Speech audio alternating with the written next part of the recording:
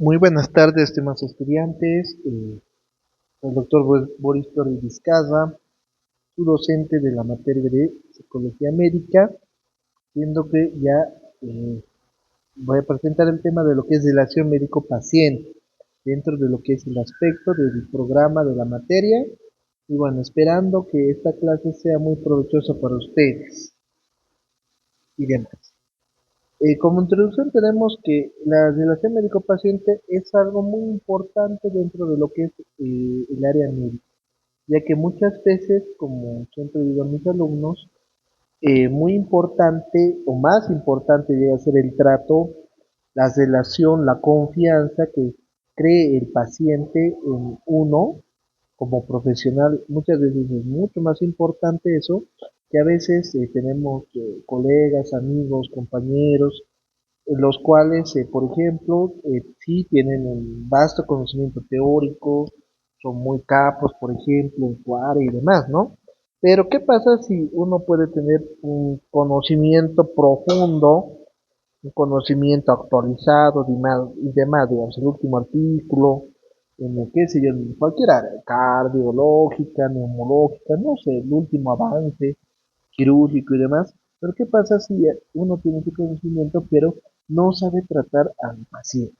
Lo trata mal, y es una queja que ha habido, ¿no? Y siempre hay respecto a los médicos. Muchos se quejan y dicen, no, que son malos, no saben tratar, este, no enseña, no me indica nada, ni me revisa y demás, ¿no? Y muchas veces hay esas quejas porque tenemos colegas que no tienen esa situación de poder generar esta relación médico-paciente, ¿no?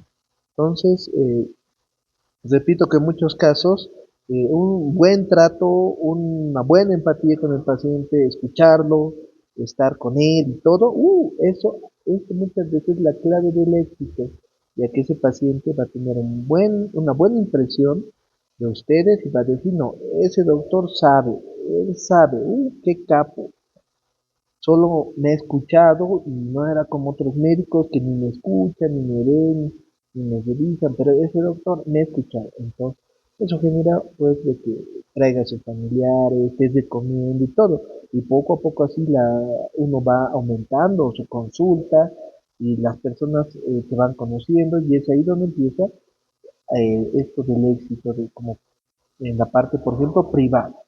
Entonces ahí donde vemos la importancia de esta materia, ya que la relación médico-paciente, como ahí indica la diapositiva, es la capacidad para desarrollar una relación efectiva con el paciente. Relación efectiva con el paciente, porque exige, aparte del conocimiento científico que tenemos en el área médica, también hay que tener un conocimiento humano, la parte humana que muchas veces nos olvidamos, porque nos volvemos muy, por así decir, metódicos, muy clínicos, y eso les va a pasar, por ejemplo, cuando roten cardiología, y es el error de muchos colegas. El cardiólogo ve muchas veces al paciente como un corazón. El nefrólogo ve al paciente como un par de riñones. El gastro lo va a ver como todo un sistema digestivo, pero ahí se olvidan de esta parte humana. Por ejemplo, ¿qué pasa? Tenemos muchos dolores abdominales que no tienen origen, pero curiosamente se relacionan con estados afectivos. Ejemplo, que tengo un adolescente que cuando pelean sus papás es donde se empieza a retorcer de dolor de estómago y lo llevan al pediatra, le piden estudios, todo, pero no hay ningún origen orgánico, o sea, no encuentran nada. Ecografías, endoscopías, tomografías, y no encuentran nada en él, siendo que el origen de este dolor es psicógeno. Lo que realmente está pasando es que le está doliendo porque sus emociones están haciendo que lo, ¿no? Muy importante lo que dice en la diapositiva del saber escuchar. Muchas veces, vuelvo a repetir, uno como especialista ve a su paciente como un corazón, como un cerebro, como un apéndice inflamado, como una vesícula inflamada, pero a veces no escuchamos esa situación de qué le está pasando a la persona. Si obviamente, qué sé yo, tiene un problema de hemorroides y el el proctólogo le ve como venas dilatadas y para él es un hemorroide, ¿no? Pero ¿qué pasa si de repente no solo es la hemorroide lo que le molesta al paciente, sino tenemos problemas familiares, problemas en la casa, problemas económicos, que siendo que esto puede ser lo que más le afecta al paciente más que la misma hemorroide, ¿no? Entonces, la interacción que tenemos con los pacientes es lo importante, ¿no? Que tenemos que. ¿Cuál es la interacción que vamos a tener? Proceso de dicha interacción es algo que no se dice. Muchas veces el simple contacto visual y demás, la confianza que se pueda tener, eso ayuda a la comunicación de dos personas, ¿no? Y demás. Eso de las dos personas. A ver, vamos a poner un punterito. Y,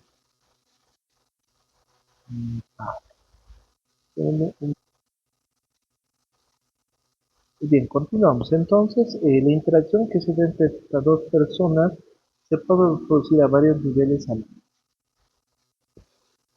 La relación médico-paciente como tal es el centro de la actividad médica. ¿En qué sentido?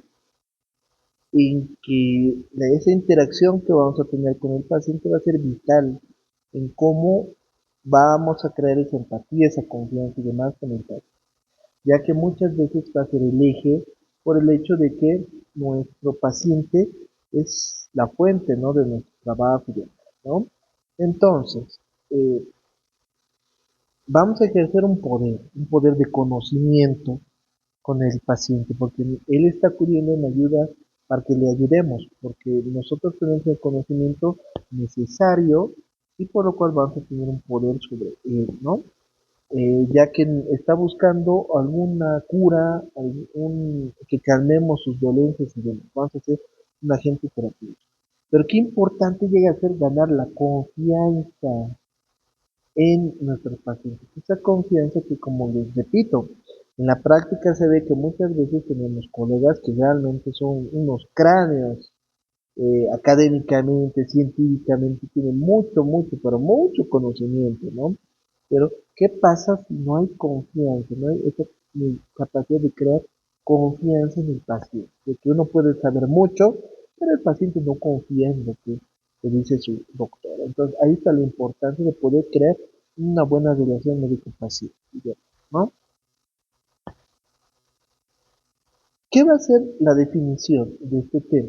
Vamos a ver que la relación médico-paciente va a ser la interacción que se establece entre el médico y el paciente durante el curso de la enfermedad, justamente en estas situaciones donde el paciente va a acudir, donde nosotros pidiendo que podamos calmar sus dolencias, ¿no?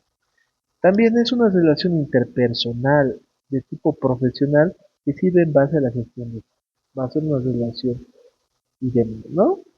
No confundir tal vez con una relación de amistad, que eso vamos a ver más adelante, que es algo que no viene a ser ya ético. Esta relación médico-paciente puede influir en el curso de la enfermedad y en la eficacia del tratamiento.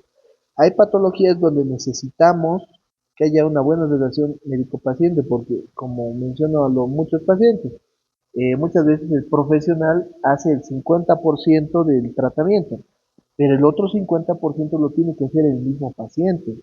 Pongo patologías, por ejemplo, en hipertensión arterial. El médico, en este caso, cumple con la función de darle los antihipertensivos necesarios, hacer los controles de la presión arterial y todo, ¿no? Cumple con esa función. Pero, ¿qué pasa si el paciente no cumple con el otro 50%, que en este caso sería los cuidados que tiene que tener, que son disminuir la ración de sal en este caso, dejar de consumir comidas grasosas, continuar tomando gaseosas y demás. No se cuida, tiene una vida sedentaria, no hace ejercicio y demás. Entonces, esto va a ser, por ejemplo, un punto donde va a perjudicar la evolución del tratamiento, donde uno lo puede dar un excelente tipo de tejido, pero si el paciente no se cuida, va a seguir con la presión alta. Otro ejemplo será en la diabetes, por ejemplo. Ahí lo mismo, tenemos que controlar la glicemia, tenemos que ver el tratamiento, la metformina, la glibenclamida. Pero ¿qué pasa si el paciente sigue tomando su Coca-Cola, sigue con sus masitas, su pan, sigue con todo, su dieta, no la cambia, no hace ejercicio, no colabora? ¿No? Imagínense, ahí en muchos casos se choca con el hecho de que el paciente no va a tener una buena evolución, no está colaborando con su tratamiento. Y en muchos casos, y lamentablemente, después se echa la culpa al médico, diciendo que él no le ha tratado bien. Y esa es la parte práctica, se ve mucho, porque ahí es donde al médico se le echa todo el peso, siendo que no ha sido el médico, sino que ha sido el mismo paciente que no ha sabido cuidarse, no ha sabido seguir los cuidados correspondientes, no ha hecho caso a ciertos consejos y demás. Obviamente eso va a perjudicar la evolución de la enfermedad, ¿no? Vale, seguimos con los conceptos. Es aquella relación que se establece entre el médico y el paciente con el fin de devolverle a este la salud, aliviar su padecimiento y prevenir la enfermedad. En muchos casos, los consejos médicos, por ejemplo, vienen a ser para la situación de la prevención de la enfermedad. Vamos a prevenir. En este sentido, porque en estos tiempos tenemos muchos de lo que son las enfermedades no transmisibles que se vienen a generar por lo que es la hábitos de vida, de tener una vida sedentaria, tener una dieta excesiva con grasas, no hacer ejercicio, tomar muchas gaseosas, comer mucha comida chatarra. Todo eso lleva a que con el tiempo una persona desarrolle una enfermedad no transmisible, como la obesidad, hipertensión arterial, diabetes, cáncer, enfermedades cardiovasculares y una lista de patologías que van a ser secundaria al estilo de vida de nosotros. El modelo biopsicosocial abarca en lo que es el abordaje de la enfermedad y del comportamiento humano. La parte biológica es algo que se está aprendiendo en la carrera.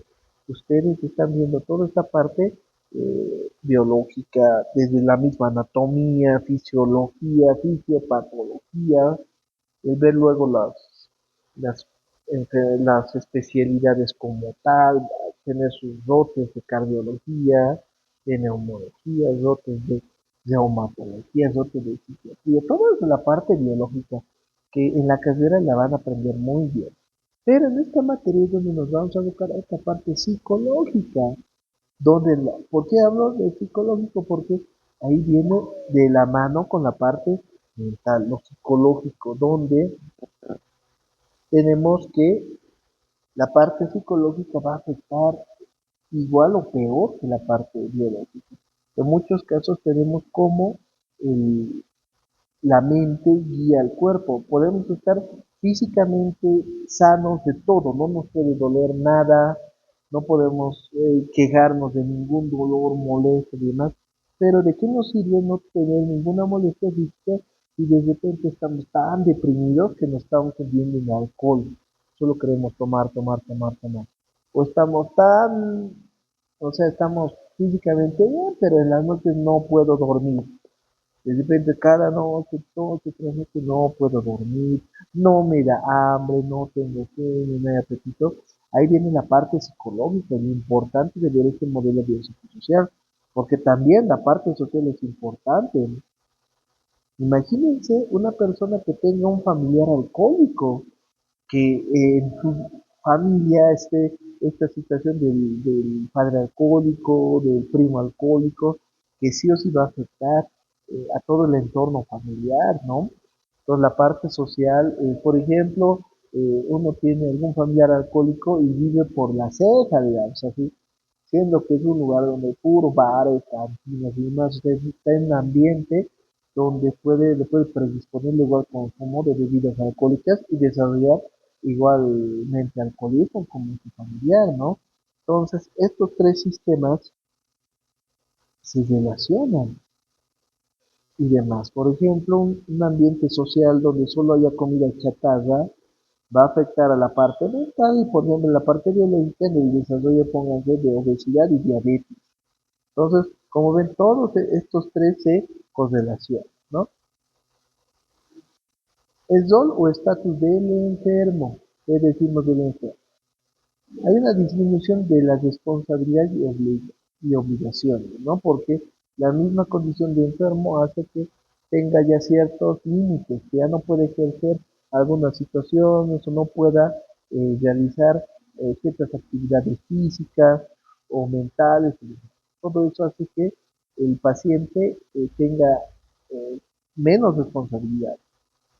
Tiene derecho a recibir apoyo porque está en una situación de enfermedad donde no le está pasando nada bien, necesita sentirse apoyado tanto por la familia como por eh, el médico, ¿no? En este caso, estar en esta situación de enfermedad provoca muchas alteraciones en el círculo cercano del paciente, ¿no?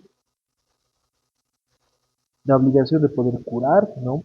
O en muchos casos no lograr una curación total, pero sí una estabilización del cuadro. Por ejemplo, hay ciertas patologías donde no podemos asegurar al paciente que se va a curar. Por ejemplo, en las autoinmunes tenemos el lupus. No es que vamos a curar el lupus, sí se puede controlar, pero hablar de una cura, eso también hay que tener mucho cuidado con ese término de curar, porque muchas veces el paciente lo va a malinterpretar y después le cae a ustedes la responsabilidad de decir, no, pero el doctor me ha dicho que me iba a curar, me ha mentido, me ha engañado, estoy enferma, ¿sí?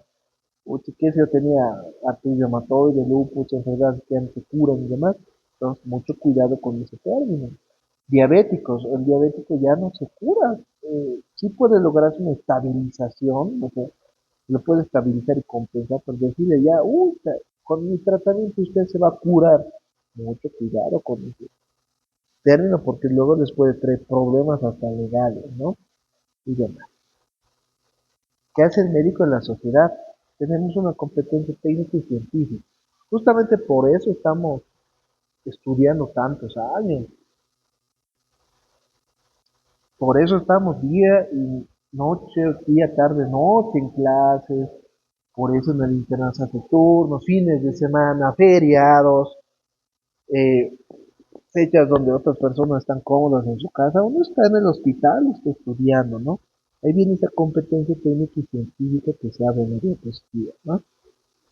Universalidad de su función, donde tenemos que el paciente y el médico, la labor del médico se da en todo lado.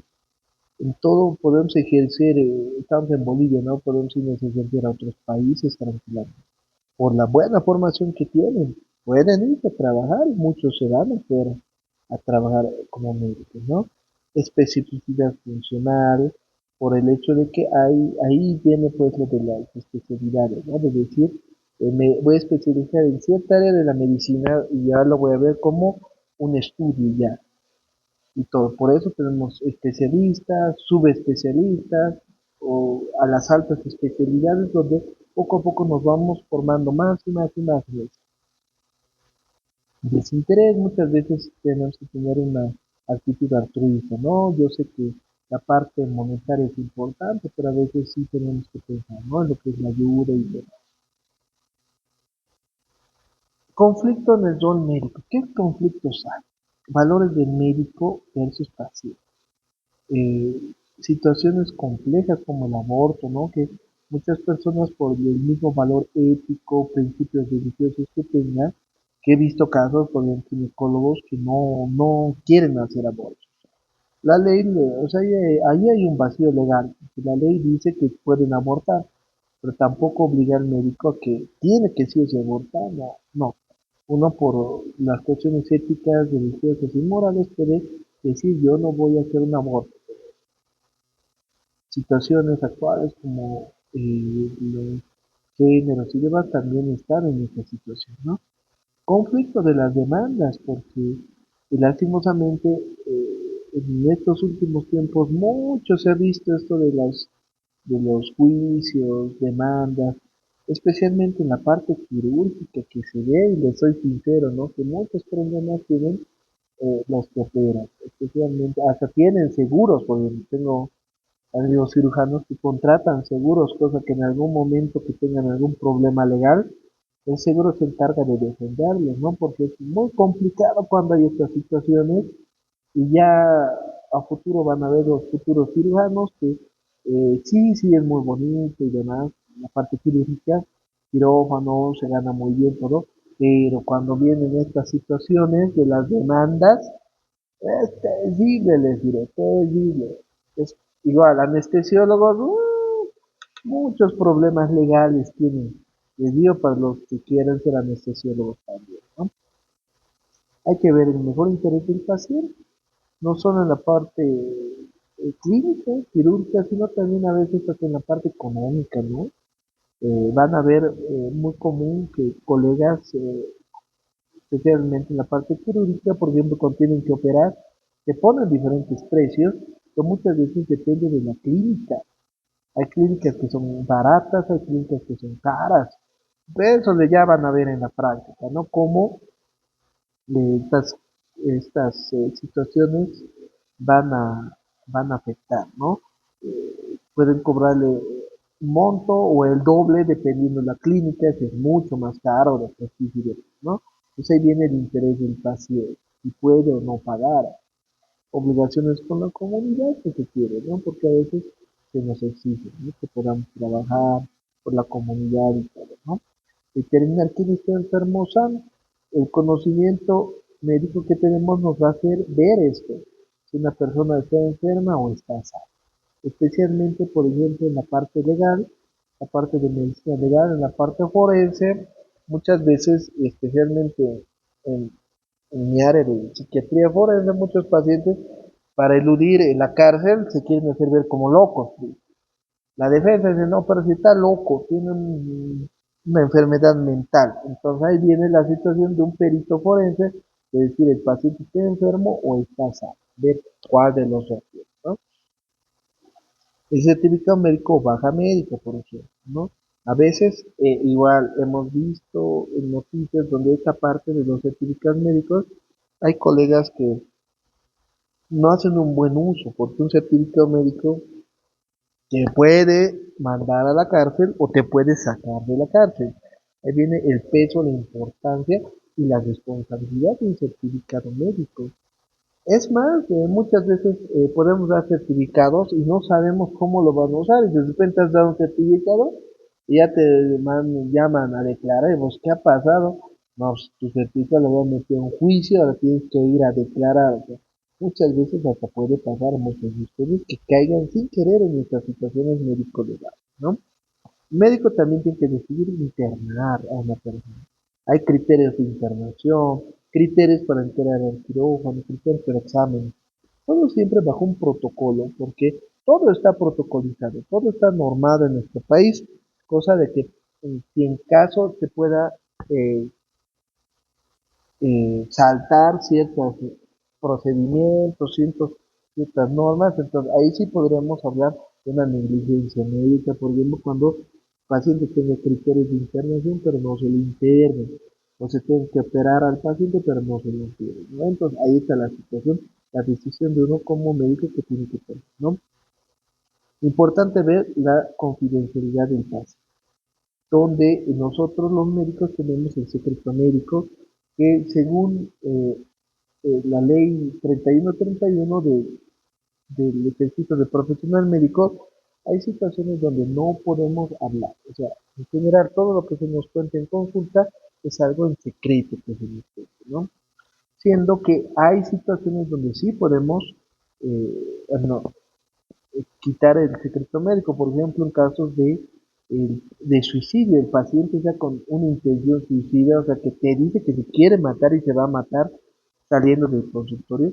Por ejemplo, esta es una situación donde sí o sí tienes que romper el secreto médico, eh, llamar a las autoridades, a sus familiares y decir el paciente ahorita quiere matar. Porque ¿qué pasa si tienes intención suicida y de repente el paciente sale de tu consulta y se va a matar? Luego la familia dice, ¿qué ha pasado? No ha ido donde el doctor tal. ¿Por qué no le internan? Y ahí viene pues el problema legal. ¿Por qué usted no lo ha internado? ¿Por qué no ha avisado que se quería matar? Porque usted tenía que avisar que se quería matar mi hijo, mi sobrino, mi nieto, no sé. Ahí viene pues el problema, ¿no? Donde hay estas situaciones específicas donde sí hay que romper el secreto médico. Pero después no, como ven aquí, que cuando son menores de casos de estudiantes, enfermedades infecto-contagiosas, por ejemplo, en un paciente con VIH, no se puede romper el secreto médico, no te tiene que avisar o informar, así, nada, señor, nada de avisar ni al familiar. Si es que no tiene su autorización, no puedes decir nada. ¿Ya? Entonces eso igual les puede meter en un problema serio a nivel legal. Marcos de la relación y espacio físico, muy importante ver dónde van a atender y demás. El ambiente, si es cálido, si se siente cómodo el paciente y demás. Clima, paisaje, estación, lugar geográfico, características sociales y económicas. No es lo mismo atender en un hospital público que atender en un seguro, por ejemplo, en la banca privada, en la petrolera, no es lo mismo. Hasta el mismo, los mismos pacientes, el mismo régimen económico es más heredado, ¿no? O atender en la parte privada, donde generalmente es gente que sí puede pagar, digamos, el tratamiento, la intervención, la cirugía que le puede ofrecer, ¿no? Entonces, eso varía. Y eso con la práctica, cuando ejerzan, van a ir viendo esa parte de cómo son esos cambios y demás, ¿no? No es lo mismo atender en La Paz que atender en Santa Cruz. Por ejemplo, en Santa Cruz, ahí puedes dar de todo. Puedes dar los medicamentos más caros, puedes dar todo lo que tú quieras, los estudios, porque no te van a pedir de baja. Y eso es que puede ver en Santa Cruz. Cambio en otros lados piden, ¿no? Que se baja muy caro el medicamento. Pero como les digo, eso van a ver cuando ejerce. Características culturales, subculturales, características médico-asistenciales. Por ejemplo, no es lo mismo atender en un hospital público donde tienes que dar recetas al paciente, los familiares tienen que ir a pagar la tomografía, la endoscopía, la ecografía de emergencia. No es lo mismo que trabajar, pónganse en un seguro, qué sé yo, el hospital obrero, el materno infantil, donde hasta ahí creo que hasta el interno puede pedir una tomografía, ¿sí? Puede pedir un examen de laboratorio, lo que sea, tú como usted puedes sellar y te lo piden y te lo hacen en ese rato. Que tienes esa facilidad de tener todo lo que necesitas ese rato. Siendo que en el público, por ejemplo, me ha pasado antes que se les daba la receta de la tomografía a los familiares y no había cuándo traigan porque también no tenían plata. Pero son realidades que se ven en el trabajo, que van a ir aprendiendo también poco a poco. La conducta del paciente busca ayuda y muchas veces es complicado lidiar con los pacientes porque no van a venir pues con una buena actitud, van a venir irritables, van a ser pacientes difíciles porque quieren, les está doliendo, están sufriendo, o sea, no vas a encontrar una persona que te va a ayudar, que te va a colaborar ahí, como en la foto, que hacer en la historia clínica, no te van a querer hablar y demás. Es muy distinto estar ahí echado en esa cama que estar del otro lado, ¿no? Entonces, por eso tenemos temor, ansiedad, rabia, frustración, irritabilidad en el paciente y demás, ¿no? Por eso hay que ser empático. Como les decía, un día puedes estar haciendo la historia clínica como en la foto y otro día puedes estar ahí echado en la cama. Entonces, son situaciones de la vida que a veces pasan, ¿no? Y eso te enseña. La conducta médica, como les decía, hay que tratar de ser empático. No es fácil estar echado en la cama. No es fácil estar echado en esa cama de quirófano, en la camilla. No es fácil. Ahí viene la situación de que hay que ser amable, atento, tratar de explicar así con chubis a los familiares, al paciente lo que le está pasando. Porque es una queja muy frecuente del mismo paciente familiares a veces cuando dicen el doctor no me ha explicado nada, no sé qué tengo, no me dice nada, no me explica nada, y eso pues trae para quejas. Es decir, este médico es malo, nunca más vamos a venir con él, y cosas así que salen, ¿no? Conducta en la enfermedad, como les decía, no es fácil estar enfermo, no es fácil vivir con dolor. Donde enfermo es el papel que la sociedad atribuye a una persona enferma, pero no es fácil. O a veces yo veo pacientes bien jóvenes ya con enfermedades graves, autoinmunes y demás, ¿no? En estos tiempos que no es necesario tener una edad avanzada para estar enfermo. Ustedes van a ver en su práctica cómo hay personas jóvenes que ya están bien enfermas, bien desahuciadas, bien cansadas realmente, y eso hace que se sientan mal.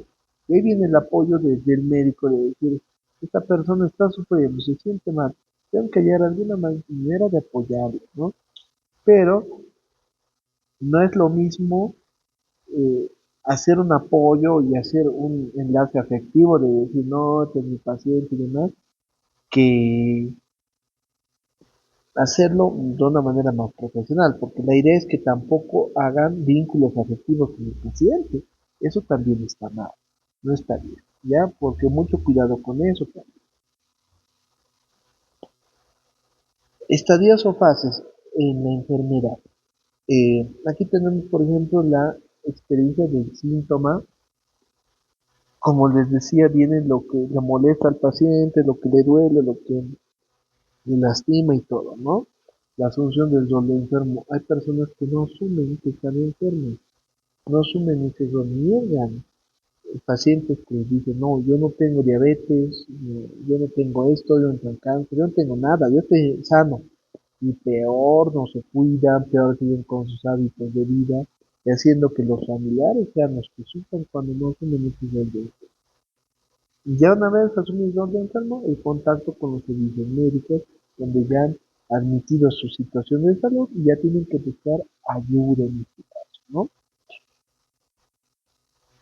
Ahí viene la dependencia, donde la persona pierde completamente a veces su independencia, ya no puede salir solo, ya tiene que pedir ayuda para ciertas eh, tareas cotidianas, como bañarse, comer y demás. Uno pierde esa situación y se vuelve dependiente de familiar y demás, ¿no? Luego viene la recuperación o rehabilitación de su enfermedad psiquiátrica, ¿no? Conducta en la enfermedad tenemos las actitudes personales y culturales acerca de la dependencia y desamparo. Influye para que una persona solicite ayuda o en cómo la solicita. A veces tenemos esa situación, ¿no? De que hasta culturalmente se ve mal, ¿no? Que uno esté enfermo. A veces, sí, cuando vayan a provincia van a ver situaciones donde se lo discrimina, ¿no? Y no se entiende esto de la enfermedad.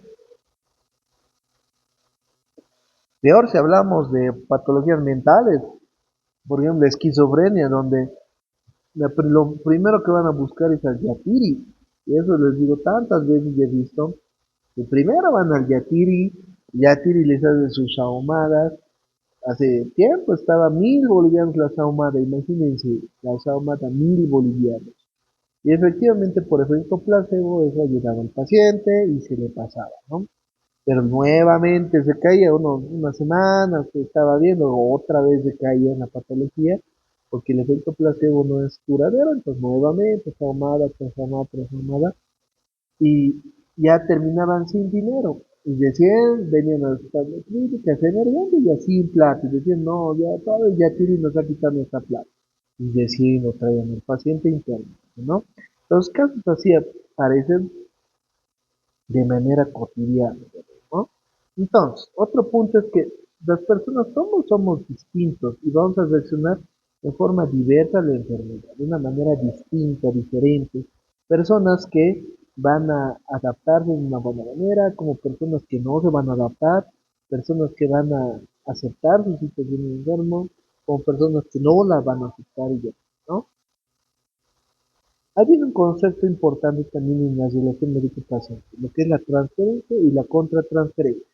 La transferencia, que son las expectativas, creencias y respuestas emocionales que el paciente aporta a la relación médico-paciente, que básicamente es todo lo que te ve el paciente, tu dolor, su frustración, la esperanza que tiene hacia ti, el llanto, la rabia, la frustración, la ira, todas esas respuestas emocionales que va a tener el paciente que te va a contar en consulta, todo ese dolor, todas las expectativas que tiene hacia ti.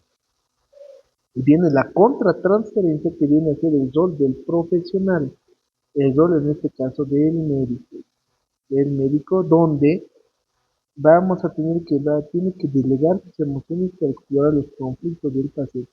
Muchas veces, y es curioso a veces porque uno está viviendo por algo, qué sé yo, un divorcio, por ejemplo, y justo te vienen pacientes divorciados, porque están divorciados. O ha habido fallecimiento de algún familiar, y a veces justo caen personas que igual ha fallecido algún familiar y demás. O sea, ¿qué será? Hay situaciones así que nos toca vivir a veces, entonces donde uno tiene que delegar estas emociones y ver cómo está el paciente, cómo se siente y cómo está. Abstenerse de seguir sus propias inquietudes y deseos.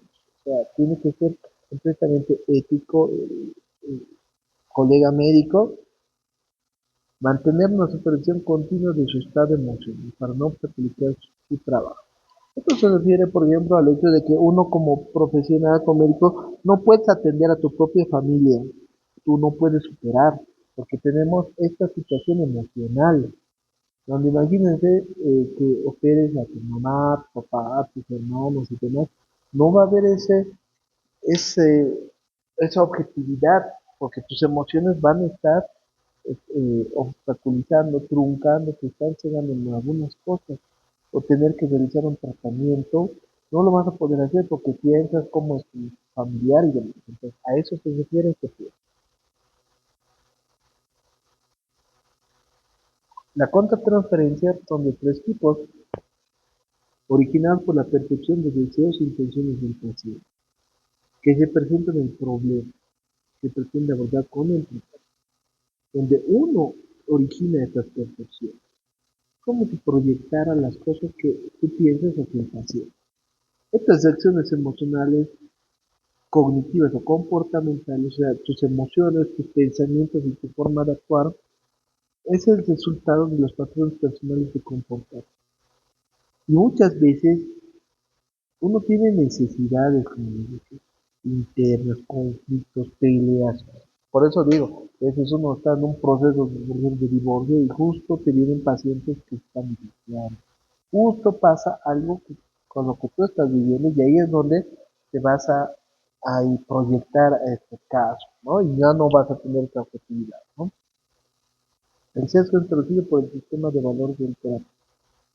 Por ejemplo, tú eres una persona muy religiosa y tienes que atender pacientes LGTB, por ejemplo. Entonces, ya han sucedido casos, y he visto donde eh, la parte religiosa pesa más que la atención a las personas, ¿no? Entonces ahí vienen ya los prejuicios morales, prejuicios religiosos, y obviamente no va a haber una buena relación. Transferencia del paciente al médico, tiene que haber un movimiento afectivo del paciente hacia el médico, afectivo en el sentido del dolor que tenga y demás. Transferencia positiva y transferencia negativa. Transferencia positiva se refiere a que el enfermo desarrolla sentimientos de simpatía y confianza. Tan importante es la confianza en la relación médico-paciente.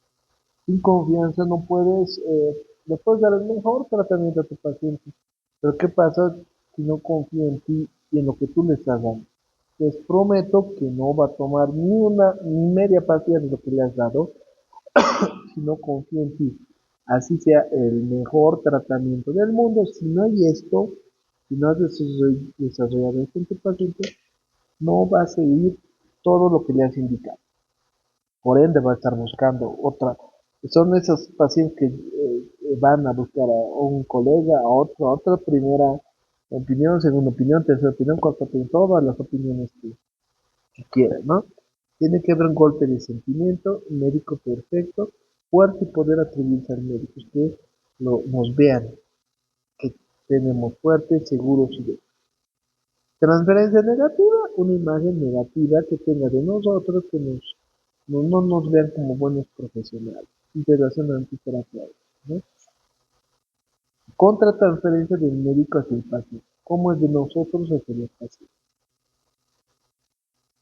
Si fuera positivo, hay una sobrevaloración del paciente. Este es un buen paciente.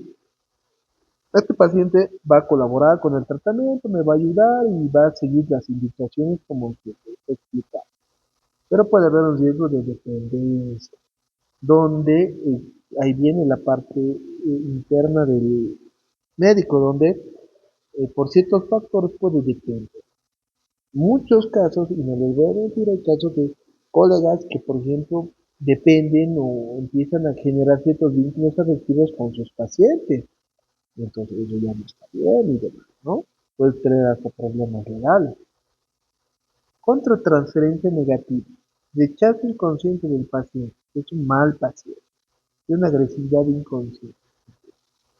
Importante esta parte, los modelos de relación médico-paciente, donde tenemos cuatro. El modelo activo-pasivo, que viene a ser la situación se da, por ejemplo, en este caso, donde el paciente esté completamente inconsciente y el médico tenga toda la potestad de realizar y tomar decisiones sobre el estado del paciente. Ejemplo de este modelo activo-pasivo se da en casos de pacientes en terapia intensiva, pacientes en un servicio de emergencias, una terapia intermedia donde el paciente esté completamente sedado o inconsciente, con un respirador artificial y demás, y el médico tiene este papel activo donde él toma todas las decisiones. Modelo maestro-alumno, padre-hijo o guía-cooperación. En este modelo tenemos que el médico tiene esa situación de poder sobre el paciente. Es más, el médico ha demostrado que tiene muchos conocimientos acerca de lo que es el área que le estás diciendo, o sea, que es muy capo en su área, que como van a ver hay colegas muy, por así decirlo, que demuestran que saben mucho, pero también al paciente lo minimizan. Son esos colegas que dicen, yo soy el médico, yo he estudiado años para saber lo que sé. Y así, con eso ya tan bajoneado. O sea, yo soy el que sé, tú no sabes nada. Entonces, eso en muchos casos se ve ese modelo de maestro-alumno, donde tú tienes todo el conocimiento y el paciente solo tiene que acatar lo que tú le dices. Modelo de participación mutua, que sería el modelo más estable, por así decirlo, de esta situación donde tenemos la participación activa del paciente, necesitamos su apoyo para la evolución del cuadro. Este ejemplo se da como mencionaba, en casos de pacientes que necesitan eh, co- colaborar con el tratamiento, como pacientes con diabetes, pacientes hipertensos, pacientes con enfermedades autoinmunes, donde ellos tienen que tomar ciertas recaudos, tienen que seguir ciertas indicaciones para mejorar la evolución del cuadro. A eso se refiere esto de participación neutra.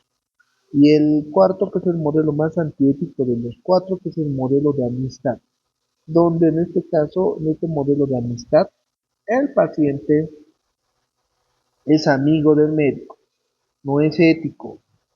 El médico como tal va a perder la objetividad en este caso con el paciente, ya lo va a ver más como amigo y no como alguien que necesita apoyo y demás. Entonces, este modelo antiético, el más antiético es este modelo de amistad, que es el modelo que no se debería realizar, ¿ya? Y ya para terminar tenemos las consideraciones generales, donde tenemos que los médicos necesitan empatizar con el paciente, pero no hace el punto que deben asumir las responsabilidades. Vuelvo al ejemplo del diabético, donde el paciente sí tiene, o sea, ya le has dado el tratamiento, la glicemia está en valores normales, mantenemos la dosis de metformina y demás. Hasta ahí ha cumplido un médico como tal. Pero el hecho de que el paciente haga o no haga ejercicio o que el paciente eh, tome su Coca-Cola, siga con gaseosas, siga comiendo grasas, entonces ese punto es lo que uno ya no puede asumir esas responsabilidades. O sea, no pueden estar vigilando constantemente a su paciente. Está bien asumir la responsabilidad, pero no llegar al otro punto de que vuelva su papá o su mamá del paciente, que tengas que estar viéndole todo el tiempo y demás. Entonces, eso es algo que no está bien, no se debería hacer. Más que todo por la salud mental del mismo médico, ¿no? Importante este punto, que deben ser capaces de dejar atrás los problemas de los pacientes cuando se encuentran fuera de la consulta o de los. Eso nos indica que no nos tenemos que relacionar mucho con los pacientes. ¿Por qué? Porque lo que pasa es justamente que tenemos que hacer una división entre la vida del hospital y la vida personal. No podemos mezclar los problemas y eso les va a pasar mucho. Van a ir aprendiendo poco a poco que no es bueno. Hay situaciones en sí, hay familias o pacientes que necesitan mucha ayuda, mucho. Y uno, por el afán de ayudar, si puedes hacer colectas, puedes darle tu dinero muchas veces que necesita, yo se lo voy a comprar, yo se lo voy a pagar. Pero imagínense, más que todo en hospitales públicos, van a ver tanta cosa que todos necesitan ayuda, todos. Entonces, esos problemas de los pacientes, uno se los empieza a cargar y poner un peso, pesos que no les corresponden. Entonces, ahí es donde se van a sentir mal. Y no está bien que generen esa situación, esa dependencia con lo que es los problemas de los pacientes. Porque les prometo que es de nunca acabar. Ya, te has esforzado, sacas de la, de la internación, ayudas al paciente, todo, van a venir dos más. Ya, estos dos más les voy a ayudar, voy a dar de mí, voy a hacer todo gratis, voy a conseguir plata, muestras médicas, todo. Ya, a esos dos les ayudas, van a ser cuatro más que van a aparecer. Y es un círculo de nunca acabar, les diré, es de nunca acabar. Entonces, mucho cuidado con esta parte, ¿ya? Entonces, con esta diapositiva terminamos el tema de relación médico-paciente, por lo cual espero que les haya servido mucho esta información. Es un tema que a veces uno no le prefiere mucha atención, pero como les digo, es vital. Hay personas que tienen labia, saben tratar, saben escuchar a los pacientes. Les prometo, su consulta es llenísimo, lleno, lleno, lleno. Sacan ficha, están esperando todo por el que les han tratado bien, les han escuchado y demás. Como que hay colegas que son realmente muy capos en todo, pero que lo que pasa es de que no hay este buen trato al paciente, haciendo que no haya, no sea por así decir famoso, no nos recomienden bien. Entonces, tomen en cuenta este consejo que a futuro les va a servir mucho en la relación médico-paciente. Entonces, un gusto haber dado esta clase, espero que estén bien, les mando un gran saludo y un abrazo. Chao, chao.